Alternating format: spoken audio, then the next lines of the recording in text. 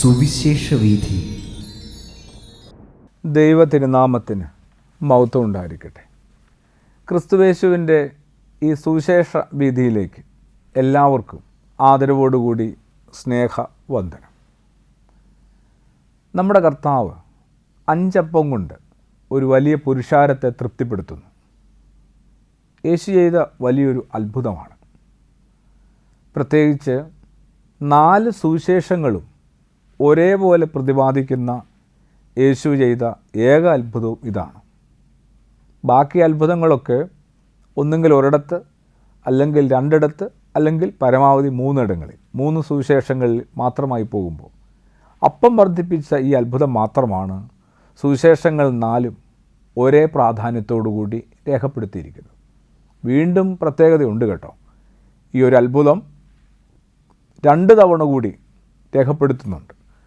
മർക്കോസിൻ്റെ സുവിശേഷത്തിലും മത്തായി ശ്ലീഹായുടെ സുവിശേഷത്തിലും ഇത് 2 വട്ടം 2 സന്ദർഭങ്ങളിൽ 2 സ്ഥലങ്ങളിൽ നടന്നതായിട്ട് രേഖപ്പെടുത്തുന്നുണ്ട്.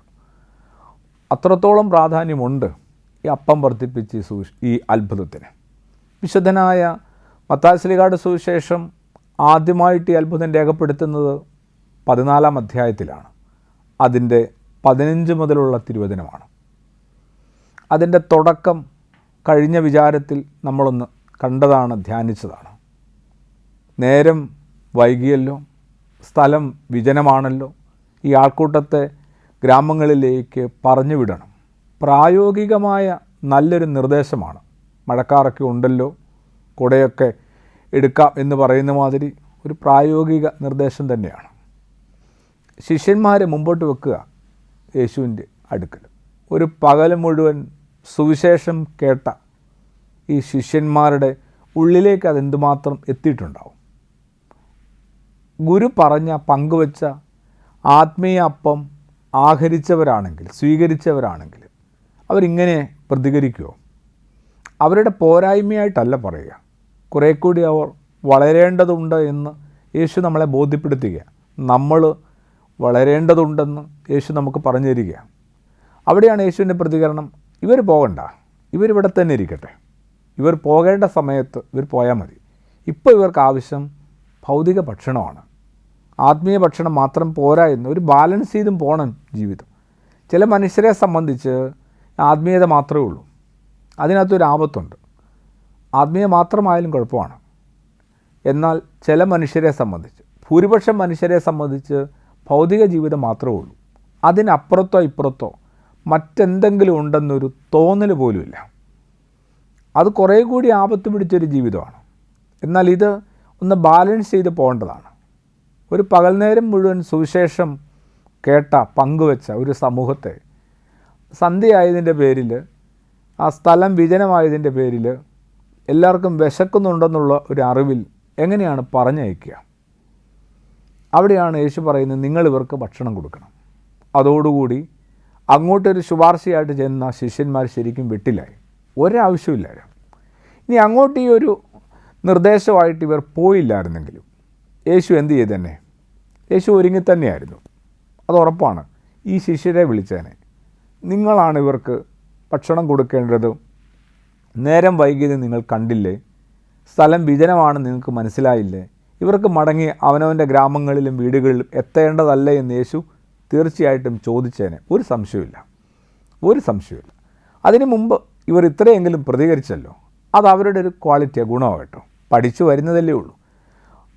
ഇനി ഞങ്ങളാണ് ഈ വലിയ ജനസമൂഹത്തെ തൃപ്തിപ്പെടുത്തേണ്ടത്. നിസ്സഹായരായ ഒരു 12 പേരെ കൊണ്ട് എന്ത് ചെയ്യാൻ പറ്റും? അവരൊന്നും കരുതുന്നവരല്ലല്ലോ. അവരുടെ ഇനി കരുതിയെത്താൻ എന്തുണ്ടാവും? കൈമലർത്തുകയാണ്. ശൂന്യമായ സ്വന്തം കരങ്ങളിലേക്ക് നോക്കുക. നമ്മളും അങ്ങനെയാണ്.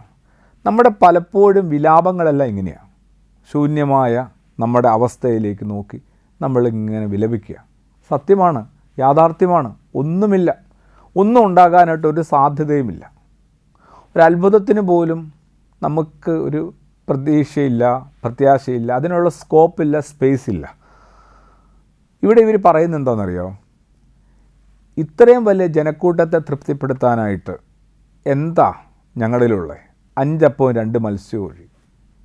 യോഹന്നാൻ ശ്ലീഹ തൻ്റെ സുവിശേഷത്തിൽ ഈ ഭാഗം കുറേ കൂടി ഒന്ന് വിശദീകരിക്കുന്നുണ്ട്. ഇത് ഫിലിപ്പോസുമായിട്ടാണ് ഈ വർത്തമാനം നടക്കുക. ഫിലിപ്പോസിനോട് പറയും നീ എന്തെങ്കിലും ചെയ്യാൻ പറയുന്നുണ്ട്. രസമാണ് കേട്ടോ. ഫിലിപ്പോസ് എന്തായാലും വളരെ കാൽക്കുലേറ്റഡായിട്ട് പറയുന്നുണ്ട്, അയ്യോ ഈ ജനത്തിന് മുഴുവൻ അപ്പം മേടിക്കാനായിട്ട് 100-300 നാണയം വേണ്ടി വരും, ബദ്ധപ്പാടാ, രൂപയെ അവരുടെ ഒരു നാണയമാണ് പറയുന്നത്. അതുകൊണ്ട് അതൊന്നും പ്രായോഗികമല്ല ഗുരു, ഒന്നും നടക്കുകയില്ല. എന്തായാലും അപ്പോൾ അന്ത്രയോസാണ് ഒരു ബാലനെ പതുക്കെ കൂട്ടിക്കൊണ്ട് വരുന്നത്. ഇതെല്ലാം ചേർത്ത് വായിച്ചാൽ കുറേ കൂടി ഭംഗിയുണ്ട്. ഒരു ബാലൻ്റെ കയ്യിൽ 5 അപ്പവും 2 മീനും അന്ത്രയോസ് കണ്ടെത്തുക, കുറേ കൂടി ഒരു നിരീക്ഷണം, ആൾക്കാരെ കുറേ കൂടി ഒന്ന് പരിഗണിക്കുന്നു. അങ്ങനെയാണ് ഒരു ബാലൻ പതുക്കെ വരിക. ഇവിടെ എന്തായാലും ശിഷ്യന്മാർ പറയുന്നത് ഞങ്ങളുടെ കൈവശം ആകപ്പാടെ എണ്ണി പെറുക്കിയെടുത്താൽ 5 അപ്പവും 2 മത്സ്യമേ ഉള്ളൂ, ഒരാൾക്ക് വേണമെങ്കിൽ, അല്ലെങ്കിൽ 2 പേർക്ക് കഷ്ടിച്ച് കഴിക്കാവുന്നതാണ്. 2 അപ്പം മതി എന്നാണ് പറയുക ഒരാളുടെ ആഹാരം. അവരുടെ ഒരു ആഹാരക്രമം അനുസരിച്ച് ഒരാൾക്ക് ഒരു നേരം കഴിക്കാൻ 2 അപ്പം മതി എന്നാണ് പറയുക. ഏതോ ഒരു അമ്മ ഒരു കൊച്ചൻ്റെ കൊടുത്തൊരു പൊതിയത് അനുമാനങ്ങളാണ്. അങ്ങനെ ചില അനുമാനങ്ങളൊക്കെ ആവശ്യമാണ് നമുക്ക് ചില ആശയങ്ങളിലേക്ക് എത്താനായിട്ട്. അപ്പോൾ അമ്മ പൊതിഞ്ഞു കിട്ടിയപ്പോൾ ഈ 5 അപ്പം വെച്ചതിൻ്റെ ഉദ്ദേശം എന്തായിരിക്കും? ആരെങ്കിലും കൊണ്ടുവരാൻ മറന്നു പോയാലോ? കാരൂരിൻ്റെയൊക്കെ ചില കഥയുണ്ട്, ചില കഥയല്ല, പൊതിച്ചോറെന്ന് തന്നെ പറഞ്ഞൊരു കഥയുണ്ട്. സ്കൂളിൽ ക്ലാസ് മുറിയിൽ പൊതിച്ചോറ് മോഷണം പോകുന്നു, പൊതിച്ചോറേ. അപ്പം കൊണ്ടുവരാത്ത പിള്ളേരാരോ എടുത്ത് എവിടെയോ പോയി കഴിക്കുകയാണല്ലോ. പതിയെ പതിയെ അത് അധ്യാപനയിലേക്കൊക്കെ എത്തുന്നു. വല്ലാത്തൊരു കഥയാണ് കേട്ടോ. നമ്മൾ ഈ മലയാളത്തിൻ്റെ ഇത്തരം ശ്രേഷ്ഠമായ ചില കഥകളെ അനുഭവങ്ങളെയൊക്കെ വിട്ടുകളഞ്ഞവരാ. പതിയെ അധ്യാപനയിലേക്ക് എത്തുന്നുണ്ട്. പൊതിച്ചോറെന്ന് പറഞ്ഞിട്ട് കഥയെ. എന്തായാലും ആരോ ഒരു അമ്മ മറ്റാർക്കോ വേണ്ടിയിട്ട് കൂടി കരുതി കൊടുത്തു വിട്ടോ. ഒരിക്കലും ഇങ്ങനെ പൊതിച്ചോറ് ശേഖരിക്കാനായിട്ട് സ്കൂളുകളിൽ ചെന്നൊരു അനുഭവം ഒരു വൈദികൻ പങ്കുവച്ചിട്ടുണ്ട്. സ്കൂളുകളിൽ ചെന്ന് പറഞ്ഞു, നിങ്ങൾ വെള്ളിയാഴ്ച ദിവസം ഒരു പൊതിച്ചോറും കൂടെ അധികം കൊണ്ടുവരാൻ പറ്റുമോ? നമുക്കിങ്ങനെ മെഡിക്കൽ കോളേജിലുള്ള രോഗികൾക്ക് കൊടുക്കാനാണ്. വീടുകളിൽ പോയിന്ന് പറഞ്ഞു നോക്ക് വെള്ളിയാഴ്ച ദിവസം. പിറ്റേ ആഴ്ച കുറച്ച് പേര് കൊണ്ടുവരുമെന്ന് കരുതി ചെന്നപ്പം ആ ക്ലാസ് മുറി 40 പേരാണെങ്കിൽ 80ഓളം പൊതികൾ കിട്ടി. ഭയങ്കര അത്ഭുതമായി. കാരണം വീട്ടിൽ ചെന്ന് പറഞ്ഞു, ആവശ്യം പറഞ്ഞപ്പം ഒരു പൊതിക്ക് പകരം 2 പൊതി കൊടുത്തു വിട്ടു. പിറ്റേ ആഴ്ച 80 കൂടാൻ തുടങ്ങിയപ്പോൾ ഈ വൈദികർ തോന്നി ഇതൊരു ബുദ്ധിമുട്ടായി മാറും, ഭാവിയിൽ അതൊന്ന് ലിമിറ്റ് ചെയ്യണം, ഒരു പൊതി മതി. അപ്പോൾ അത് കുട്ടികളോട് പറഞ്ഞു, നിങ്ങൾ ഒത്തിരി വീട്ടുകാരെ ബുദ്ധിമുട്ടിക്കരുത്, ഒരു പൊതി കൊണ്ടുവന്നാൽ മതി. അപ്പോൾ അവർ പറഞ്ഞ മറുപടി 2 പൊതി തരാൻ അവർ തയ്യാറാണ്. എന്നാൽ 2, പക്ഷേ ഇപ്പം 40 × 2 80 അല്ല, അതിനേക്കാൾ കൂടുതലാണ് ഇപ്പം വരുന്നത്. അപ്പോൾ ആ കുട്ടികൾ പറഞ്ഞു, ഒരു നേരം ഞങ്ങൾ ഭക്ഷണം വേണ്ടെന്നും കൊണ്ട് വെക്കുക. അവിടെ വൈദികൻ തോറ്റുപോയെന്നാണ് പറയുക. അപ്പോൾ ഇവിടെ കണ്ണ് നിറഞ്ഞത്രേ. അപ്പോൾ ഒരു നേരം ഉപവാസം കൂടെ എടുത്ത് ആ പൊതിയും കൂടെ തരുമ്പോൾ 3 എണ്ണം തരാൻ പറ്റും. കുറേ കൂടി ഓരോരുത്തരും എങ്ങനെയാണ് ആത്മീയമായിട്ട് വളരുന്നത്, ഈ അനുകമ്പ എങ്ങനെയാണ് നമ്മൾ കുറേ കൂടി വളരുന്നത്, നിസ്സാരമല്ല കേട്ടോ. അങ്ങനെ ആരോ കൊടുത്ത ആരുടെ കൈവശമുണ്ടായിരുന്ന 5 അപ്പം 2 മത്സ്യമൊക്കെ ഇവരുടെ കയ്യിലെത്തി. പക്ഷേ അപ്പോഴും പരിമിതിയാണ് ഇതിന്. നമ്മൾ നമ്മുടെ ജീവിതത്തിൽ ഈ ലിമിറ്റേഷൻസ്, പരിമിതികളിലേക്കാണ് കൂടുതലും ഫോക്കസ് ചെയ്യുക. ഇല്ല, ശരിയാണ്, അല്പമേ ഉള്ളൂ. എന്നാൽ ഉണ്ട്, എന്തെങ്കിലും ഉണ്ടെന്നൊരു തോന്നൽ പോലും ഉണ്ടാവുന്നില്ല. ഭൂമിയിൽ ഏറ്റവും വലിയ സമൃദ്ധി എന്താണെന്നറിയാമോ? ഭൂമിയിലെ നമ്മൾ ഉദ്ദേശിച്ചതുപോലെ വിഭവസമൃദ്ധമായ ഭക്ഷണമോ അല്ലെങ്കിൽ അതുപോലെ ബാങ്ക് ബാലൻസോ ഒന്നുമല്ല. നമ്മളുടെ ആയുസ് തന്നെയാണ് ഭൂമിയിൽ നമുക്ക് കിട്ടാവുന്ന ഏറ്റവും വലിയ സമൃദ്ധി എന്ന് പറയുന്നത്. ഇപ്പോഴും ഈ നിമിഷവും ജീവനോടെ ഉണ്ടെന്നുള്ളതാണ്. ഒരു യാത്രക്കിടയിൽ അടുത്തിരുന്ന ആൾ കയറിയപ്പം തൊട്ട് നല്ല ഉറക്കമായിരുന്നു. സാധാരണ ഉറങ്ങുന്നവർ ഭയങ്കര ശല്യം, ഞാനും ഉറങ്ങും, ഒപ്പം ഉള്ളവരെ ശല്യപ്പെടുത്താറുണ്ട്. ഉറങ്ങുന്നവരെ കണ്ടാൽ നമുക്ക് ബുദ്ധിമുട്ടും തോന്നും, നമ്മൾ ശല്യപ്പെടുത്തുന്നവരാണേലും. പക്ഷേ അതങ്ങനെ ചാരിയിരുന്ന് അങ്ങോട്ട് ചാരിയിരുന്ന് ഉറങ്ങുന്നുണ്ട്. കുറേ മണിക്കൂറുകൾ കഴിഞ്ഞ് ഞാൻ ഇറങ്ങാറായ സമയത്ത് എന്തോ ഒരു തോന്നൽ എനിക്ക് തോന്നി, ഈ ആൾക്ക് ജീവനുണ്ടോ എന്നൊരു തോന്നൽ. വെറുതെ അനാവശ്യമായൊരു ചിന്ത, ഇയാൾക്ക് ജീവനുണ്ട്. കുറേ നേരമായി, ഒരനക്കവും ഇല്ല. എനിക്ക് ഇറങ്ങാൻ സ്ഥലമായി. എന്തായാലും ഇറങ്ങിപ്പോകുമ്പോൾ കണ്ടക്ടർ അടുത്ത് പറഞ്ഞു, ഞാൻ ഇരുന്നതിൻ്റെ അടുത്തിരുന്ന ആൾക്ക് ഒരു അനക്കം ഉണ്ടെന്ന് തോന്നുന്നില്ല. പുള്ളി അങ്ങ് വല്ലാതെ പേടിച്ചു പോയി. അപ്പോൾ ഞാൻ പറഞ്ഞില്ലേ, വെറും തോന്നലാണ്, വെറും ഒരു ഇൻഡ്യൂഷൻ, വെറും ഒരു തോന്നൽ. അപ്പം വണ്ടി നിർത്തിയായിരുന്നു. അപ്പം ഞാൻ ഇറങ്ങിയില്ല, ഞാനൊന്ന് വെയിറ്റ് ചെയ്തു. കണ്ടക്ടർ പോയി വിളിച്ചപ്പോൾ ശരിയാണ്, ആൾക്ക് ജീവനില്ല. ഒരു ബസ് യാത്രക്കിടയിൽ ഇങ്ങനെ ഉറങ്ങുന്നതിനിടയിലും ജീവൻ നഷ്ടപ്പെട്ടു കടന്നു പോകുന്നു. അതിനടുത്തിരുന്ന എനിക്ക് പോലും മനസ്സിലായില്ല. പക്ഷേ തോന്നൽ വന്നത് എന്താണെന്ന് എനിക്കും അറിയില്ല. പേടിച്ചു പോയി കേട്ടോ. സുവിശേഷം പറയാനുള്ള യാത്രയായിരുന്നു. വാ തുറക്കാൻ കുറച്ച് പാടുപെട്ടു. കാരണം അത്രയുള്ളോ മനുഷ്യജീവിതം. അപ്പോൾ ഇതൊന്ന് തിരിച്ചറിഞ്ഞാൽ തന്നെ കുറേ കൂടി നമ്മൾ ഒരു വിശാല ഹൃദയത്തിലേക്ക് എത്തും. അപ്പോഴാണ് ഒരു നേരം ഒന്ന് ഉപവസിച്ചേക്കാന്നൊക്കെ കുഞ്ഞുങ്ങൾക്ക് പോലും തോന്നുന്നത്. അവരെ അത് പ്രേരിപ്പിച്ചെന്താ, ഒരു പൊതിച്ചോറിൻ്റെ സാധ്യത പറഞ്ഞു കൊടുത്തുകൊണ്ട് പറഞ്ഞു വരിക, ഞങ്ങളുടെ കൈവശം 5 അപ്പം ഉണ്ട് എന്ന് പറയുമ്പോൾ അതിനകത്തൊരു പരിമിതിയാണ്, നിരാശയാണ്. കൈക്കുമ്പിളിൽ ഇങ്ങനെ ഒതുങ്ങുന്ന അപ്പം ഇതുകൊണ്ട് എന്താവാനാണ്? അതും ഇവിടെ കൊണ്ടുവരാനാണ് യേശുവിൻ്റെ അടുത്ത ഓർമ്മപ്പെടുത്തൽ. അതിവിടെ കൊണ്ടുപോകാം. അപ്പം നമ്മൾ പലതും ഇങ്ങനെ കൊടുക്കാൻ മടിക്കുന്നത് ഒന്നുമില്ല, വലിയൊരു ആവശ്യത്തിന് വേണ്ടി എല്ലാവരെ കൊണ്ടും പറ്റാവുന്ന പോലെ ചെയ്യണമെന്ന് പറയുമ്പോൾ നമ്മുടെ ഒരു ചെറു നാണയം നമുക്ക് കൊണ്ട് കൊടുക്കാനായിട്ട് മടിയുണ്ടാവും.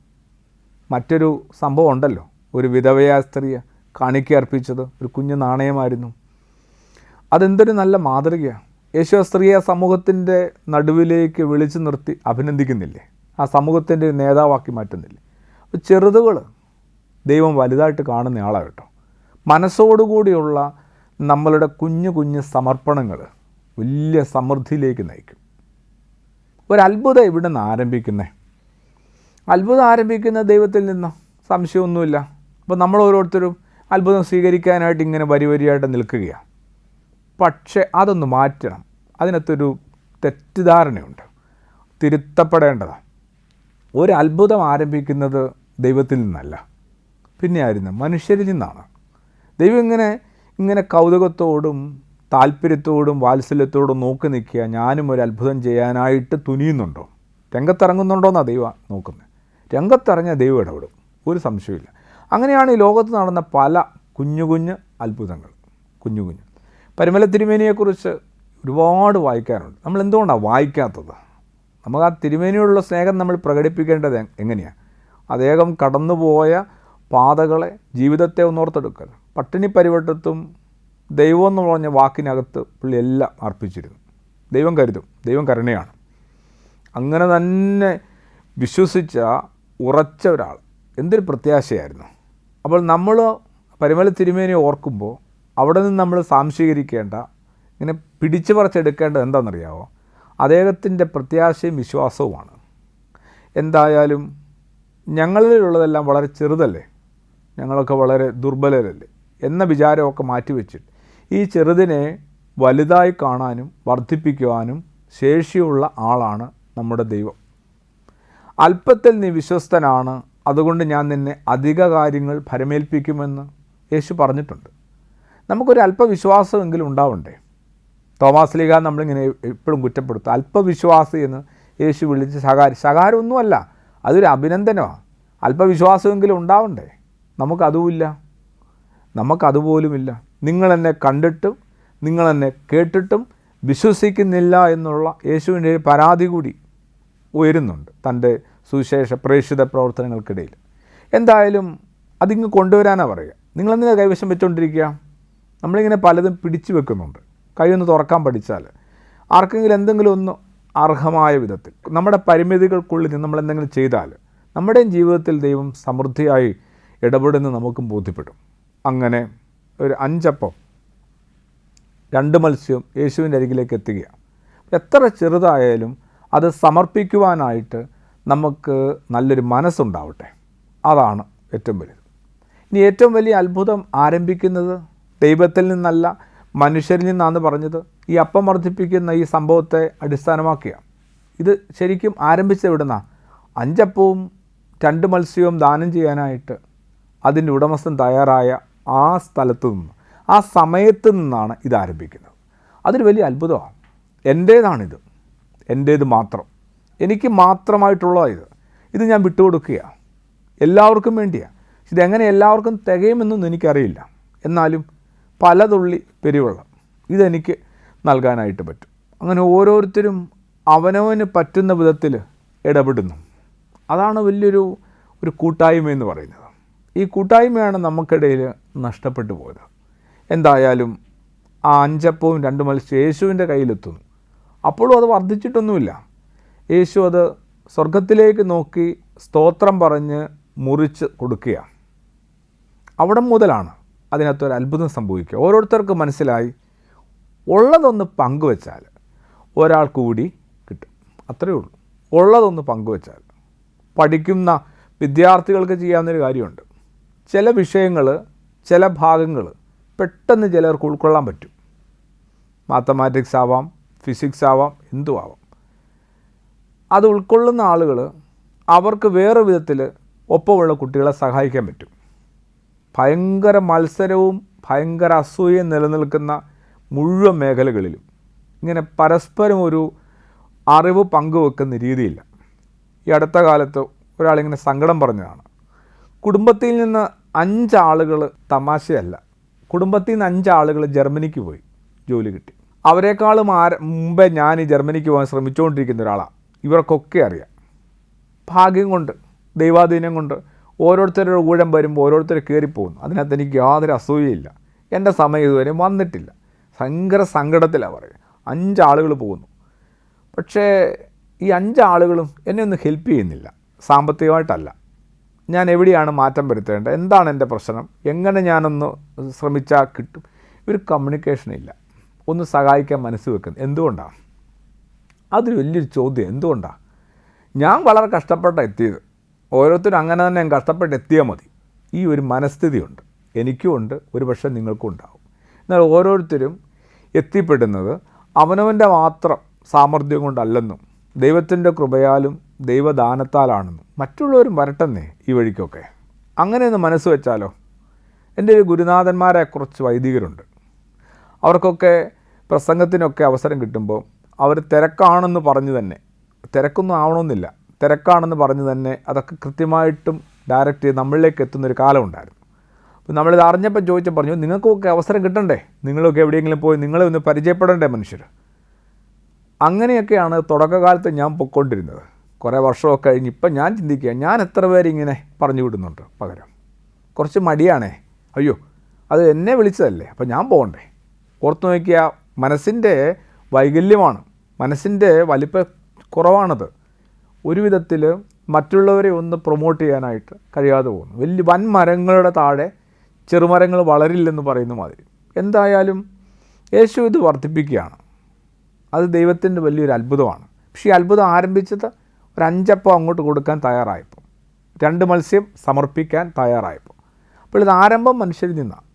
അപ്പോൾ നമ്മൾ എന്തെങ്കിലുമൊക്കെ ഒന്ന് സമർപ്പിച്ച് തുടങ്ങുമ്പോൾ അതിനെ വർദ്ധിപ്പിക്കാനായിട്ട് ദൈവം ഇടപെടും, ഒരു സംശയവുമില്ല. പക്ഷേ ഇത് തുടങ്ങാനായിട്ട് നമ്മുടെ മനസ്സിന് കുറച്ചും കൂടി ഒരു വിശാലത ഉണ്ടാവണം. അത്രയേ ഉള്ളൂ. നമ്മുടെ മനസ്സിന് കുറച്ചും കൂടി വിശാലതയുണ്ടാവണം. ഇപ്പോഴും ഓർക്കുന്നു, മക്കളുടെ കല്യാണം, മകൻ്റെയും മകളുടെയും കല്യാണം ഒരുമിച്ച്, ഒരു വളരെ സന്തോഷത്തിൻ്റെ അവസരം. അപ്പം വളരെ സ്വകാര്യമായിട്ട് വന്നിട്ട് പറഞ്ഞു, ഒത്തിരി ഒന്നും മിച്ചമൊന്നുമില്ല, എന്നാലും കുറച്ച് പൈസ കയ്യിലുണ്ട്. അപ്പോൾ ഞാനോടത്ത് എന്താണ് പറഞ്ഞു വരുന്നത്? ആർക്കെങ്കിലും ഉടനെ കല്യാണം നടക്കുന്ന ആളുകൾക്കാണ് ഒരു പ്രിഫറൻസ് കൊടുക്കാൻ ആഗ്രഹിക്കുന്നത്. ഉടനെ കല്യാണം ഉറപ്പിക്കാൻ സാധ്യതയുള്ള ആർക്കെങ്കിലും 1-2 പേർക്കൊന്ന് പകുത്ത് കൊടുക്കാം. വലിയ തുകയൊന്നും അല്ലെങ്കിൽ പോലും ആ ഒരു മനസ്സിനെ നമുക്ക് ഭയങ്കരമായിട്ട് കണ്ടേ മതിയാവും. ആരും നിർബന്ധിച്ചിട്ടല്ല, ഒരു മനുഷ്യനെ അറിയിക്കാൻ താല്പര്യവുമില്ല. വളരെ സ്വകാര്യമായിട്ട് പറയുകയാണ്, 2 പേർക്ക് 2 മക്കളുടെയും കല്യാണം ഒരുമിച്ചായി, അപ്പം അതിൻ്റെ സന്തോഷത്തിലാണ് എന്തെങ്കിലും ഒന്ന് മാറ്റി വെക്കും. അപ്പോൾ എൻ്റെ നിങ്ങളുടെയും ഒക്കെ ജീവിതത്തിൽ നമ്മളിതെന്തുകൊണ്ട് ചെയ്യുന്നില്ല എന്നുള്ളതാണ്.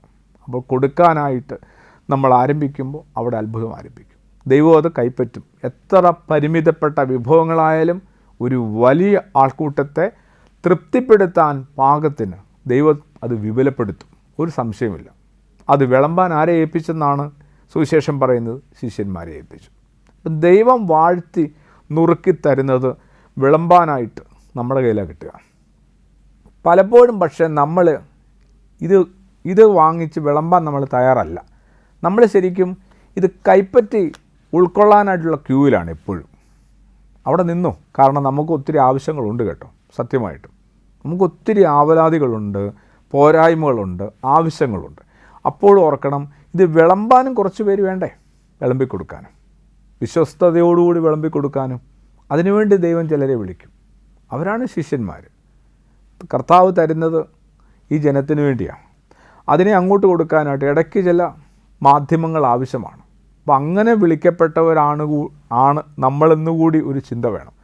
എപ്പോഴും നമ്മളിങ്ങനെ ദൈവത്തിൽ നിന്ന് എന്തെങ്കിലും വാങ്ങിക്കാൻ മാത്രം നിൽക്കാതെ ദൈവം തരുന്നതിനെ മറ്റുള്ളവർക്ക് വേണ്ടി കുറച്ചൊന്ന് മുറിച്ച് കൊടുക്കാനായിട്ട് തയ്യാറാവണ്ടേ?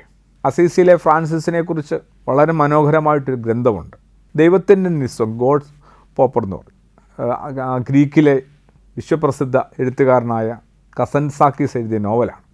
അതിനകത്ത് ഈ ഫ്രാൻസിസും കൂട്ടുകാരൻ ലിയോയും നടന്നു വരുമ്പം ഒരു കുതിരവണ്ടി കടന്നു പോകുന്നു.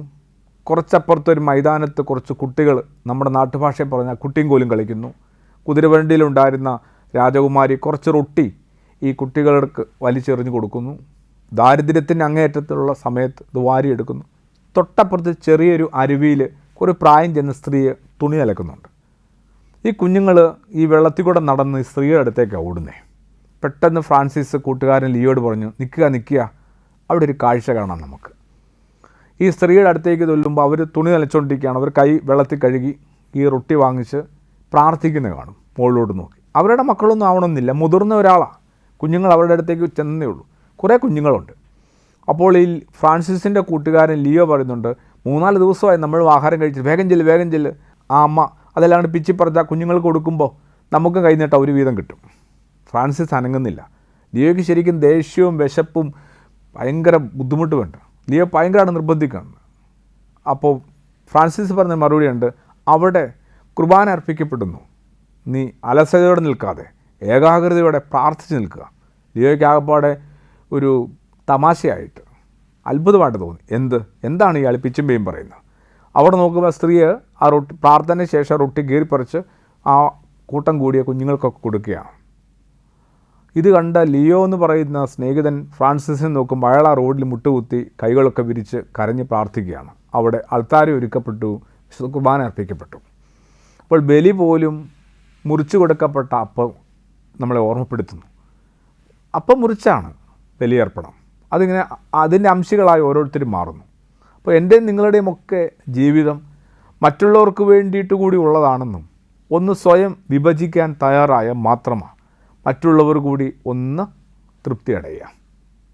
അങ്ങനെ ആ ആൾക്കൂട്ടം മുഴുവൻ അപ്പം ഭക്ഷിച്ച് തൃപ്തരായി. ശേഷിച്ച അപ്പം നുറുക്കുകൾ 12 കുട്ടകളിൽ ശേഖരിച്ചെന്നുകൂടി സുവിശേഷം പറയുമ്പോൾ ഇതെന്തിനാണ്? പാഴ്സലായിട്ട് കൊണ്ടുപോകാനാണോ? ആവണമെന്നില്ല. പിന്നെ അത് വന്നവർക്ക് വേണ്ടി മാത്രമല്ല കർത്താവ് വിരുന്നൊരുക്കുന്നത്. വരാമായിരുന്ന എന്നാൽ വരാതിരുന്ന കുറേ ആളുകൾ കൂടിയുണ്ട്. ഏതൊരു കൂട്ടായ്മയിലേക്ക് നമ്മളൊന്ന് ശ്രദ്ധിച്ചോ, ഏതൊരു ഇടവകയിലേക്ക് നമ്മളൊന്ന് ശ്രദ്ധിച്ചോ, ഒരു മുറിക്കുള്ളിലെ ഒരു പ്രാർത്ഥന മീറ്റിങ്ങിലേക്ക് നമ്മളൊന്ന് ശ്രദ്ധിച്ചോ, വന്നവരും വരാതിരുന്ന കുറേ ആൾക്കാരുമുണ്ട്. വരാൻ പറ്റാത്തവരുണ്ട് കേട്ടോ, അവരെ ഉദ്ദേശിച്ചല്ല, വരാമായിരുന്ന എന്നാൽ വരാതിരുന്ന ആളുകൾ. അവരെയും കൂടെ ഉദ്ദേശിച്ചും പ്രതീക്ഷിച്ചുമാണ് നമ്മുടെ കർത്താവ് വിരുന്നൊരുക്കുന്നത്.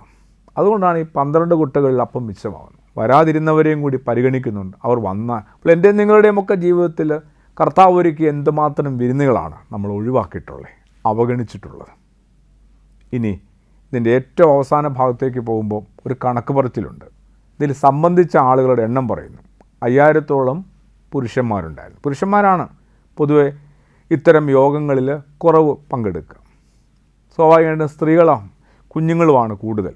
അതുകൊണ്ട് ഇങ്ങനെ തന്നെയാണ് സുവിശേഷം പറയുന്നത്. സ്ത്രീകളെയും കുഞ്ഞുങ്ങളെയും കൂടാതെ 5000-ഓളം പുരുഷന്മാരുണ്ടായിരുന്നു. മറ്റൊരു വിധത്തിൽ അതൊന്ന് വ്യാഖ്യാനിച്ചാൽ ക്ഷമിക്കണം, നമ്മളും പ്രധാനപ്പെട്ട കാര്യങ്ങൾക്കിടയിൽ ഒഴിവാക്കുന്ന സ്ത്രീകളെയും കുഞ്ഞുങ്ങളെയാണ്. അവരെ കുറേ കൂടി ഒന്ന് പരിഗണിക്കാനും കൂടി ഈ ഭാഗം നമ്മളെ ഒന്ന് സഹായിക്കട്ടെ. അവരെയും കൂടി എണ്ണത്തിൽ ഉൾപ്പെടുത്തിയ കുഴപ്പമൊന്നുമില്ല. ഒരു 10,000-15,000 ആൾക്കാർക്ക് അവിടെ വിരുന്നുണ്ണാനുണ്ടായിരുന്നു. സുവിശേഷം കേൾക്കാനുണ്ടായിരുന്നു. യേശു അപ്പം വർദ്ധിപ്പിച്ച് നൽകിയപ്പോൾ സ്വീകരിക്കാനുണ്ടായിരുന്നു. എണ്ണം പറയുമ്പോൾ അവരെയും കൂടെ നമുക്കൊന്ന് പരിഗണിക്കാം. മിക്കയിടത്തും സ്ത്രീകൾ അവഗണിക്കപ്പെടുന്നു, കുഞ്ഞുങ്ങൾ പരിഗണിക്കപ്പെടുന്നേയില്ല. അതിനൊരു മാറ്റം ഉണ്ടാവട്ടെ. തിരിച്ച് ആശയത്തിലേക്കൊന്ന് പോയാൽ ഇത്രയേ ഉള്ളൂ, ഉള്ളത് അവനവന് വേണ്ടി മാത്രമുള്ളതല്ല. വിളിക്കപ്പെട്ടവരാണ് നമ്മൾ ഓരോരുത്തരും, അതും ക്രിസ്തു ശിഷ്യന്മാരായിട്ടും അനുയായികളായിട്ടും. അതിൽ നിന്ന് നമുക്ക് കിട്ടുന്ന ഏറ്റവും വലിയൊരു ഓർമ്മപ്പെടുത്തൽ, ഉള്ള വിഭവങ്ങൾ ഒന്ന് പങ്കുവെച്ച് കൊടുക്കണം. സ്നേഹമായാലും സമയമായാലും സാമർഥ്യമായാലും അറിവായാലും ജ്ഞാനമായാലും സമ്പത്തായാലും പങ്കുവെക്കാനായിട്ട് മനസ്സാകുമ്പോൾ വളരെ വലിയ അത്ഭുതം അതിനകത്തുണ്ടാവും. അങ്ങനെ നമ്മുടെ ജീവിതം കുറേ കൂടി പ്രകാശം നിറഞ്ഞതാവും. ദൈവത്തിൻ്റെ പരിശുദ്ധാത്മാവ് അത് നമ്മൾ ഓരോരുത്തരെയും സഹായിക്കട്ടെ. ആമേൻ.